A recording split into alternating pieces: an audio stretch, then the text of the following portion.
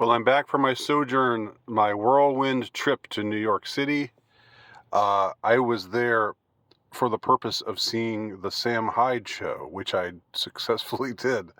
I saw it, and it was incredible, and I was not disappointed at all. I was not let down in the least. It was quite an experience. I was going to maybe write about it, but writing is a laborious task. It is a very labor-intensive thing, and I love it.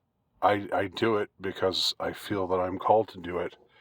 But I find these days that I'm less inclined to write except as a labor of love, except for things that I believe can only be expressed well um, in words, words on a page. And so I'm going to record a video about my New York experience seeing the Sam Hyde show because it's less laborious. And I don't know if I were being given some kind of commission to write about the Sam Hyde show, I would happily do it. If it were for some publication, if somebody was paying me to do it, I would happily do it. But I'm sorry. I'm not sorry. I don't want to be passive aggressive here. I'm not sorry. I'm a little sorrowful about it. It's just when you get to a certain age, you kind of think to yourself, well, damn, if I'm not going to get money to do that, then it's really, I don't know if it's worth the effort. Plus, it's time. It's time sensitive. It's something that would because it's already threatening to be passé. It was 2 days ago that it happened. It was on Wednesday night, Wednesday the 12th, Wednesday the 13th of December, and it's Friday the 15th of December as I'm recording this video now. So really, it's almost yesterday's news already in our 24-hour news cycle world. So I'm just going to talk about it here. Enough preambling. So I got the ticket to the Sam Hyde show on a whim. I'm subscribed to Sam Hyde's IG channel. Of course, I'm on IG under a pseudonym because I'm forbidden there. I'm a bad dude, and I'm on the naughty list.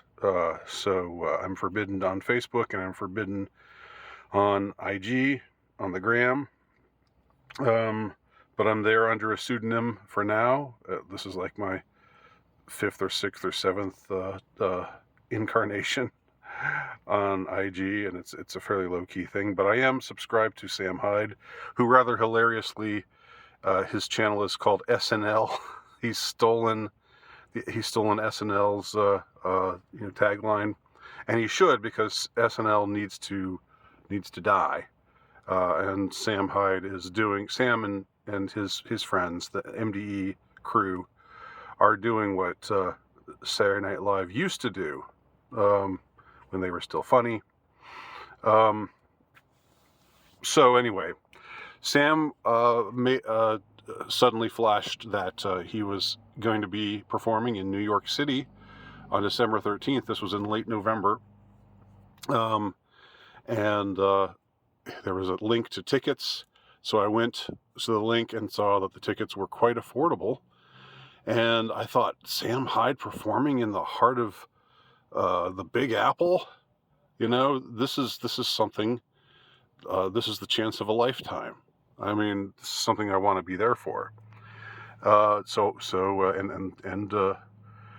that, it's within my budget. So I made arrangements, and I purchased the tickets. I purchased cheap plane fare. I purchased a cheap lodging as well. I won't dwell on it very much here. Just to say that I stayed somewhere where I could stay for the price of like a Motel 6 in Oklahoma City, which is unthinkable in Manhattan. But it's thinkable if you are willing to lower your standards and forego the motel experience and agree to the hostel experience, even though you're a man in his 50s now. Like, what? Staying in a hostel with a bunch of people in their 20s, hearty young men and women in their 20s traveling the world. That's what I picture when I picture hostels. But that's what I agreed to do, and it was just because so that I could stay somewhere cheap. So I did it, and I'm glad I did it. I won't dwell very much on any of my hosteling or anything like that, because I don't think anybody cares all that much. What you came here to see was my impressions of Sam Hyde's show. I was very interested because I honestly did not know what to expect. When I purchased the ticket, it said the location would be disclosed to people who had to everybody who had purchased tickets on the day of the show. They ended up disclosing it the night before, but I didn't know whether it was going to be in some out of the way hole in the wall. I don't know. Didn't know if it was going to be in somebody's basement somewhere. I had no clue. I have a lot of experience with banned events. I have a lot of experience with canceled events, and I know how Antifa works. I don't know the intricacies of how they work, but I know that they are relentless. I know that anytime they find out that somebody who they deem to be undesirable is going to perform somewhere, they do their damnedest. And I mean their damnedest because they are damned. I think they are people who are worthy of damnation. That's how highly I think of them.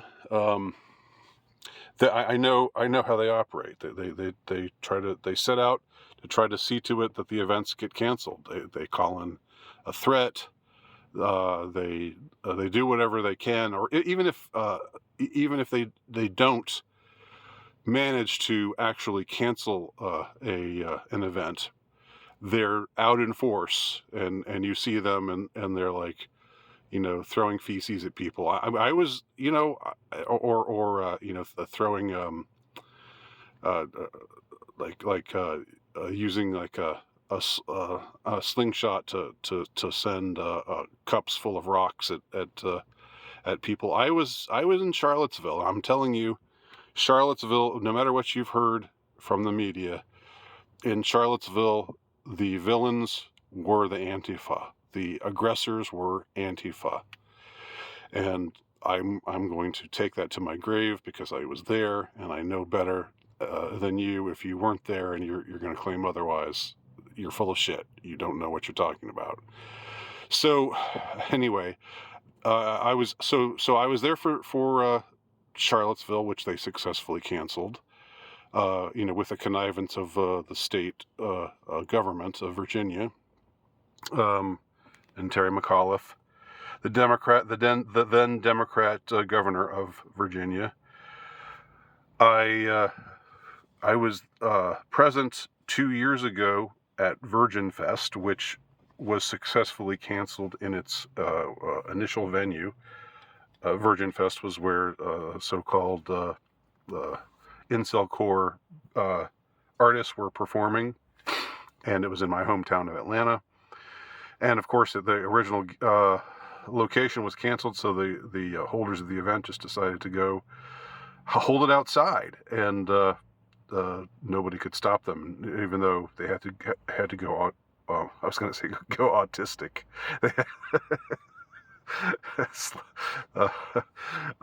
They had to go acoustic. It was still quite a show, and you can look back on the videos that I captured of that event. I was old enough to be everybody there's dad, pretty much, except for maybe a couple of other slightly older people, and that was quite awkward. But nevertheless, I'm happy that I went, and happy that it went forward in spite of what Antifa tried to do to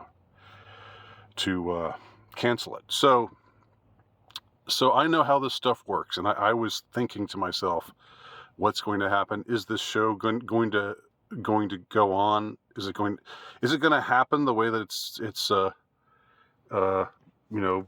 been scheduled, or if it does happen, is it going to be, as I said, some out of the way place? They said it would be in Manhattan. I was half expecting it would be some like I don't know, out in the Upper Bronx or someplace, some really out of the way, dangerous hellhole of a place.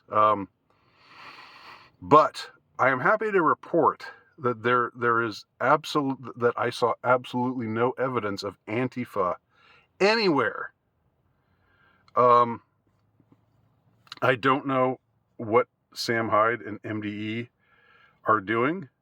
I don't know how they've been able to manage to attain this kind of clout where they can do uncensored comedy and talk about whatever the hell they want to talk about and make fun of whoever they want to make fun of and be called racist and sexist and homophobic and all the other things. I'm happy that they're able to do that and just get away with it. They keep getting away with it. And so what was the show like? First of all, the location, it was not out of the way. It was in a very hip, happening, active kind of place. I'm not going to reveal the name of the venue. It probably doesn't matter because I don't know. The venue had the balls to put on this show, so they probably don't. And I think that you can find, if you type in Sam Hyde NYC, you can probably find out where the show took place. But I just don't want to dox anyone. I don't want to take the chance of possibly doxing anyone. So I won't reveal the name of the venue, but I will say it was in an area of town that was very, like I said, there was stuff going on all over the place. It was in the midst of affluence. It was a place that I don't know, that seems like you would go for a maybe not fancy night out on the town, but it seemed I remember the signs, like they had a flashing sign that would show different people who had come or people who were coming in the near future to this venue. And it looked pretty mainstream.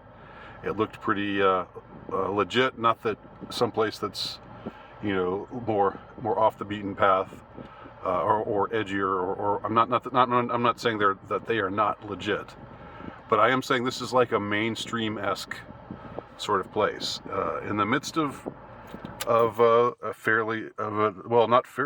the midst of the affluent part, or an affluent part of New York City. I'm not going to reveal where. I'm just being super conscientious here. But Sam and his merry men, they put on 3 separate shows that night. There was one that happened at 7. There was one that took place at 9:30, and then there was a midnight show. And he added the 2 other shows after his first show sold out. I managed to get tickets for the 9:30 show. Anyway, that's the one that I managed to attend. There was no Antifa anywhere. Now there was. This is completely unrelated, but just down the block, there was this group of Hasidic Jews who were loudly blasting their music out of a van, and being very aggressively friendly to anyone who walked past, like saying, "How are you? Happy Hanukkah!" And they were there with their wearing their hats and their Run DMC get-ups,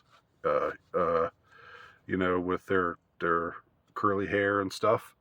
So that was funny that was taking place close by. But I don't think they had any idea about Sam's show. I don't know if they would have known who Sam Hyde was. So Antifa was that was the closest thing that there was to Antifa afoot. Now the security was very careful. They frisked you when you went in. You had to show proof that, of course, you had to show that you had a ticket, but that would be normal. My ticket was scanned by Daniel. For those of you who know the MDE crew, Daniel was one of the guests on Fish Tank, and he sort of attached himself to MDE. So he was doing those kinds of tasks, like scanning people's tickets, and then the security would frisk you, just pat you down before you went inside. Filming was forbidden. Videoing the event was forbidden. I abided by their dictates because that's what they have every right to do it. I respect it. It was the same thing, interestingly, I think last year, I believe it was, or maybe it was 2 years ago, I went to a Bob Dylan show here in Savannah, and he also had he was in a much larger venue, but he had the same thing, no photography, no videoing, anything. You had to put your phones away, or else somebody would come and give you a talking to, and if you persisted, you would get expelled. So we did not videotape the event, or I did not videotape any part of the event, and neither did anybody else that I know of. Hopefully the footage will get out in some way, because it was an incredible show. So let me try to describe the show. You had, first of all, Chris Lynch was sort of the MC, and he was he did the introduction. He did a little bit of stand up for a couple minutes, and then Daniel did his unfortunate stand up, and it's about the same quality as if you watch. If you go to Sam Hyde comedy, if you type that in, that like a show that he did, I think near Providence, near the area where they all dwell, in New England. The Daniel was the first performer at that show, and his performance was pretty much on par with his performance here. It was not that great, but it was short. So then, to everyone's surprise and delight and astonishment, maybe not astonishment, but it was good to see, you had Charles come up. Charles Carroll, the until a few months ago, the estranged member of MDE, but he and Sam have patched things up, and he came out and he was the first performer. He did stand up for like 10 minutes or so, and it was kind of weirdly Andy Kaufman-esque. He was just he talked a lot about weird situations, and it was compelling. But I don't know. I think his stand up. I think he maybe he'll get better at it the more he works at it. But I am a fan of Charles as well. He seems like a super, super nice guy. Like of everyone in the MDE crew, he gives off the vibes of being somebody who's just like really, really nice, really approachable. I saw him, talking to a fan and being very gracious before the show. So Charles performed first, and then he handed the mic over to Nick Rocheford. And Nick's stand-up was pretty good. It was he did a routine for a little bit longer. He talked about it was heavily laden with conspiracy stuff, which I appreciated. He talked about how he thought Oprah was behind what was happening, the mysterious fires on Maui, and so forth, and he was funny, and he was vulgar in the same way that if you've ever seen him on on the shows that he does with Sam, or the Scuff Realtor shows where he talks about his experiences in real estate. He had that same energy going, and then he gave the mic over to Sam. And what can I say about Sam's performance? We're at the 20-minute mark, 20-plus minute mark, and I'm finally getting to talk about Sam Hyde's performance. I can say that I wasn't sure whether I was going to be wowed by Sam as a stand-up comic. I know that his sketch comedy is really good. I know that he's a genius, and I know that he's fearless. And I've seen him do stand-up before, where from several years ago, where it seems like the whole point of his stand-up is just to annoy the audience, to get under their skin. He seems to love to do that. He seems to have, like I said, that's part of the fearlessness that one senses about the guy. He's got that aura about him where he's willing to say anything, go anywhere. He's got nothing inside him that says, is this going to come back and bite me? Is this taking it too far? That doesn't seem to occur to him. But I didn't know whether he would necessarily be funny in the like laugh out loud kind of funny that I know he's capable of being, that I know he's capable of writing, that I know that in a lot of his sketches, he's very, very, very funny. But I didn't know if as a stand-up comic, he would necessarily give you the stand-up comic sort of experience. And I was very wrong on that front, because his comedy was hilarious. It was incredible. I don't know if part of it was just being there. I wonder if I saw it again and it wasn't live and I wasn't in the front row, because I made sure to get to there were tables set up at the front of the venue, and then there was a space in the back where you could stand and watch. But I was one of the first ones inside. I was the first one inside. I stood in line early. I went in, ended up sharing a table with this other guy, this nice guy who we talked about our experiences in the quote unquote movement, and he knew who I was when I told him I used to write for AlternativeRight.com. He said, "Oh, are you Andy Nowitzki?" Or something. He didn't pronounce my name right, but he knew that I was Andy, and so that was nice. Anyway, we were sharing this table, and at one point in the show, of course, Sam's comedy, the way that he works, he's an extremely aggressive performer.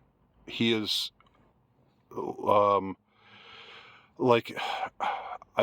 trying to think of. It's not like I'm a connoisseur of comedians, but I've seen several of them. I know several of the more mainstream ones. And if I had to compare him as a physical presence and as just the style of comedy that he has, he is like aggression to the max. And the only other ones I can think of who kind of remind me of him, just aura-wise, one of them is John Belushi, who I don't know that well, but I know that he had that same kind of he had that macho kind of bravado kind of energy, and it was like this very and I also remember from the 80s Sam Kinison, who did this thing where he would just start screaming. He would get all overcome with anger and start screaming about like his famous or infamous routine where he screams at starving Africans for not moving to where the food is, which would never get that performance would never be performed today. Much of what Sam Kinison said in his comedy in the '80s would get him canceled today easily. But Sam Hyde's comedy, of course, goes way beyond way beyond that. And I don't want to talk about the content of his show here, because I do think that it'll eventually be available for your perusal, and I want you to see it for the first time, and get all the same delicious surprises that I got. But it was so funny, and it was so, like, I had the experience of he would make eye contact with the people in the front row, and I was one of the people that he would look at, and now say something in an angry sort of way or an aggressive way. And at one point, he jumped down. He actually jumped on our table, uh, and then put his hand on my shoulder and helped to steady himself as he walked down to the floor. And then he was on the floor, like, all around us, going on about something or other, talking about strangling someone with a microphone cord, and just being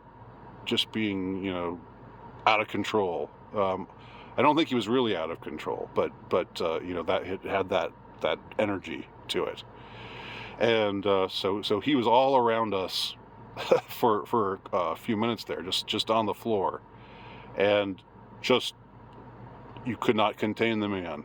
Like, he just had this irrepressible quality. And again, maybe it was just something about seeing him live. Maybe it was something about him being up close and personal to such a degree. Maybe it was actually feeling his touch literally. I'll never wash my shoulder again. It was my left shoulder that he put his hand on to steady himself as he stood on our table. He also took a drink from the water that my friend at the table was drinking. He asked, "Is this water?" And then he took a swallow of it. He was taking swigs from his own cup often during the show. But I don't know what else to really say about it, except it was he is a talent, and I think he's brushed up on his stand-up work and gotten better, because the video that I had seen from a few months ago, where he was performing stand-up, he didn't seem nearly as funny at that other show. He was fine. He was all right, but he was just, it was a blast. I mean, literally, it wasn't just like something that you admire and you think about later and you kind of chuckle, that, like they say about some forms of humor. It was like, really, you're there laughing your ass off. And my ass actually fell off. It was kind of embarrassing, and had to surreptitiously put it back on. I was laughing so hard that actually happened. So that was Sam Hyde. Let me just give a couple things from his show that I thought were quite remarkable. A couple things that he said. There were a couple of times where he seemed to open up, and it's always interesting when you have a performer who behaves as if he is opening up to you about something. Especially someone like Sam Hyde, who's such an enigma. We know certain things about him and his past. We don't know everything. But at one point he talked about how he got into this horrific accident and he went into great detail about this car accident that he had, that he endured because he was driving too fast down the road, and then he talked about a wreck, going off the road, hitting a tree, going 45 miles an hour, um, and then it was just like, you do remember that. You think, well, I remember a few years ago he was wearing a back brace. He was talking about having back pain and all of these things. Is like, so is that the piece to the puzzle? Is that what happened to cause this? This, him to have to endure this period of back pain, and then that routine ends with just this crazy throwaway joke where the punchline is something so implausible, so crazy, so out there that you think to yourself, oh, well, I guess maybe this whole story was just made up. But you don't know for sure. And I still don't know for sure about that. And then, more interestingly, he told a story about having an abusive stepfather for a time. And this sounded like he made it sound so plausible. He added these details. He put, I mean, the way he described his abusive stepfather, it was like he was remembering from memory. And he said, those of you who've seen the videos of how I was, how I would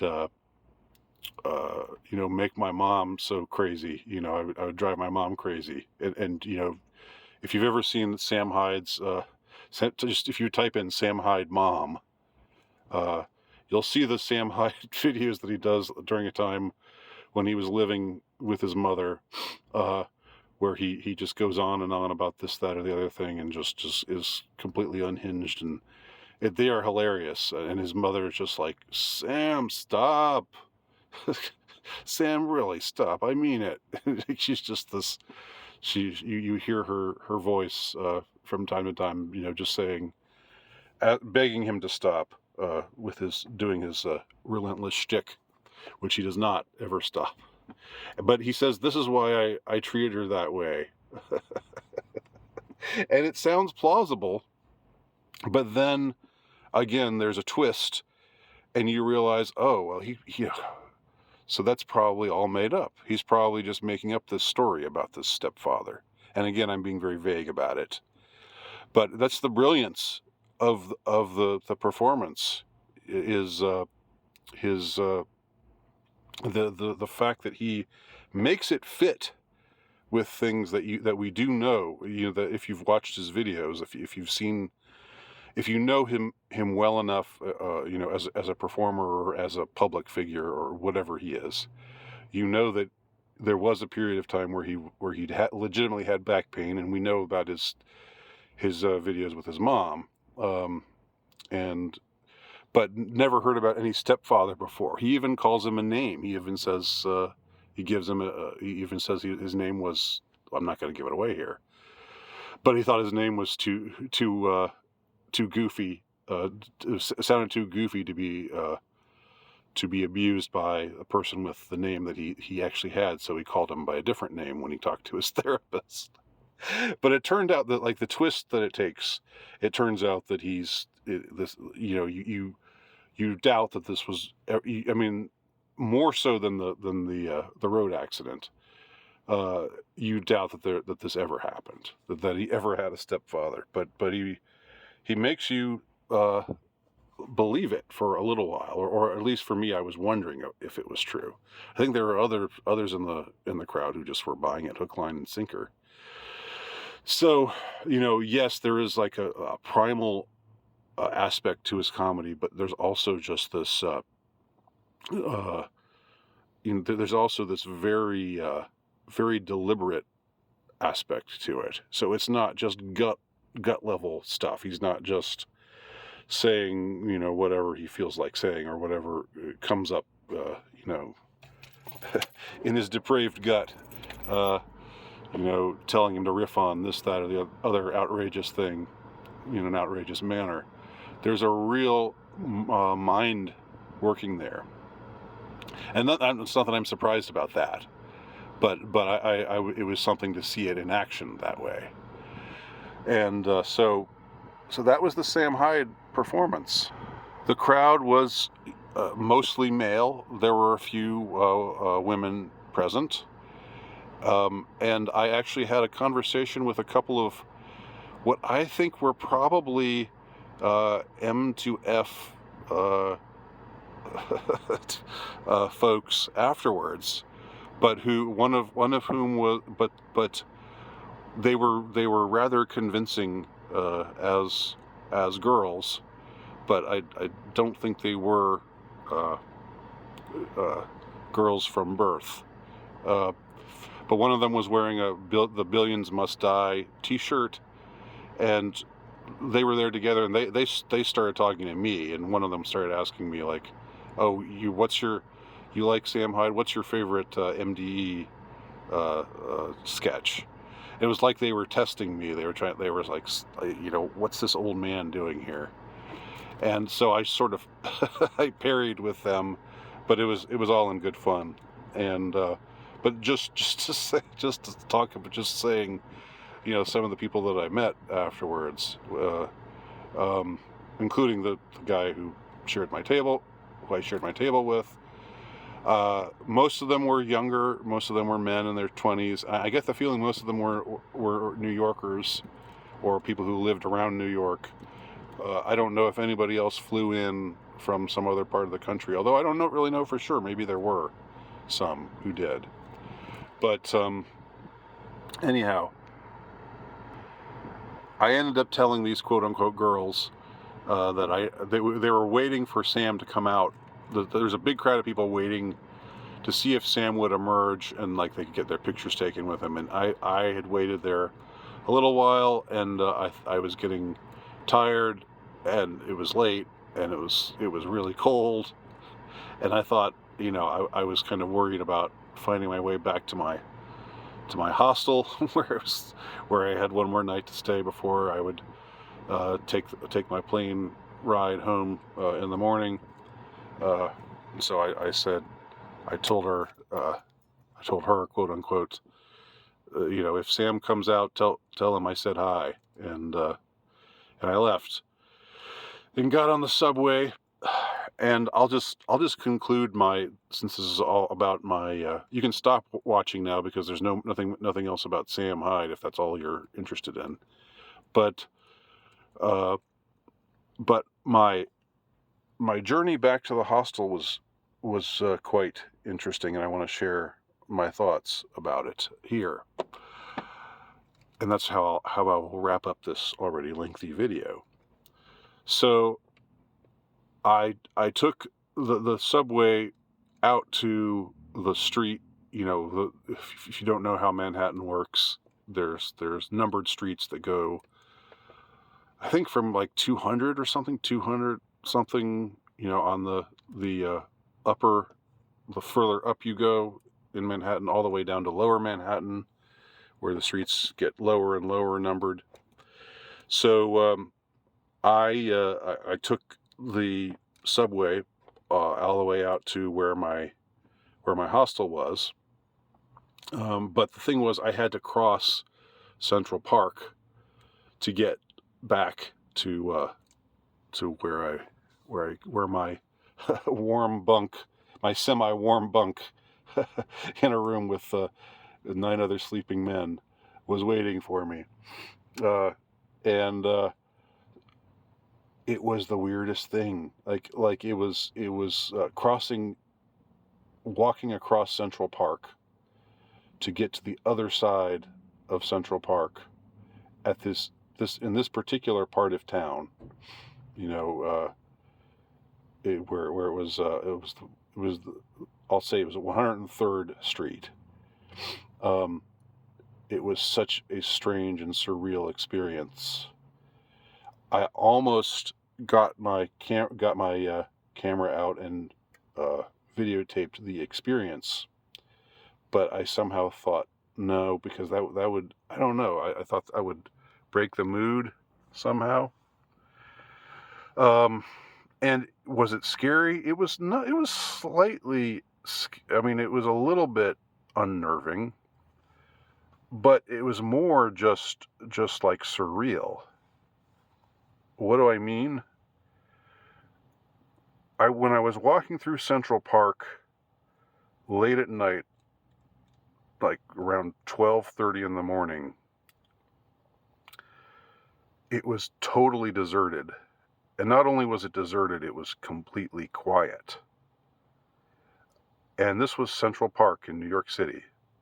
Hello. This was Central Park in New York City. And I just somehow thought this is the city that never sleeps. You know, there'd be stuff going on. Maybe there'd be stuff going on that was of a,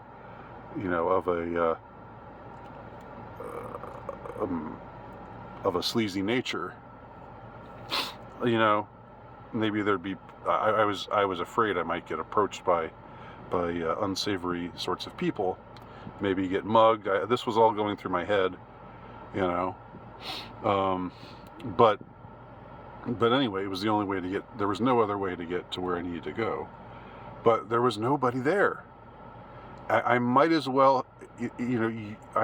I was walking through one of the busiest, most hectic cities in the world, and I might as well have been walking through the forest out in the country. It was that quiet, and it was that deserted. And again, there was just something really strange about that experience. Really strange. But I made it back, and I made it back home, and here I am. Alive in one piece and enriched by the experience. So thanks for watching. If you watch this all the way to the end, God bless you, and I'll talk to y'all soon.